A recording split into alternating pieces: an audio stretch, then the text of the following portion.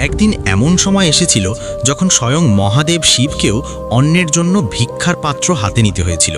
কিন্তু কেন? যার অর্ধাঙ্গিনী স্বয়ং মা অন্নপূর্ণা, তাকেই বা কেন অন্যের কাছে হাত পাততে হলো? ঘটনা শুরু কৈলাসে। একদিন গভীর ধ্যান ভেঙে মহাদেব বললেন, এই জগৎ মায়া, অন্নও মায়া। মা পার্বতী শান্তভাবে তার দিকে তাকালেন, নরম কণ্ঠে প্রশ্ন করলেন, প্রভু, যদি অন্ন মায়া হয় তবে ক্ষুধার কষ্ট কি সত্য নয়? মহাদেব বললেন, যা জন্মায় তা নশ্বর, অন্ন ক্ষণস্থায়ী। এই কথা শুনে দেবীর চোখে এক গভীর আঘাত ফুটে উঠল। তিনি ধীরে বললেন, ঠিক আছে প্রভু, তবে আজ আপনি নিজেই দেখুন অন্ন ছাড়া পৃথিবী কেমন থাকে। এ কথা বলেই দেবী অদৃশ্য হয়ে গেলেন, আর সেই মুহূর্ত থেকেই যেন পৃথিবী থেকে অন্ন হারিয়ে গেল, ক্ষেত শুকিয়ে গেল, গৃহস্থের হাড়ি খালি হয়ে পড়ল। শুধু পৃথিবীতেই নয়, কৈলাসেও রইল না এক দানা খাদ্য। প্রথমে মহাদেব হাসলেন, সবই তো মায়া।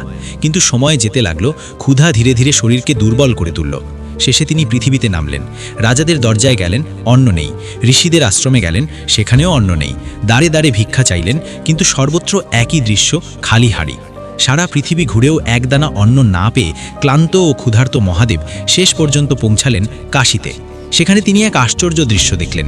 এক দেবী সোনালী আভা নিয়ে বসে আছেন, তার হাতে পূর্ণ অন্নের পাত্র, আর তিনি সকলকে অন্ন বিতরণ করছেন। তিনি আর কেউ নন, মা পার্বতী অন্নপূর্ণা রূপে। মহাদেব থমকে দাঁড়ালেন, ধীরে ধীরে নিজের ভিক্ষার পাত্র বাড়িয়ে দিলেন। দেবী তার দিকে তাকালেন, চোখে কোনো রাগ নেই, কোনো তিরস্কার নেই, ছিল শুধু এক গভীর নীরব শিক্ষা। তিনি নিজ হাতে মহাদেবকে অন্ন পরিবেশন করলেন। সেই মুহূর্তেই মহাদেব উপলব্ধি করলেন, অন্ন মায়া নয়, অন্নই জীবন, অন্নই শক্তি, আর শক্তি ছাড়া শিব অসম্পূর্ণ। এই কাহিনী অপমানের নয়, এটি অহংকার ভাঙ্গার শিক্ষা। এটি অন্নের মহিমা বোঝানোর এক গভীর বার্তা। মনে রাখবেন, যে অন্নে আমাদের জীবন চলে তাকে কখনো তুচ্ছ ভাববেন না। যদি এই শিক্ষা আপনার হৃদয়ে ছুঁয়ে যায়, তাহলে কমেন্টে লিখুন, জয় মা অন্নপূর্ণা। আর এমন সত্যভিত্তিক কাহিনী জানতে সাবস্ক্রাইব করে রাখুন।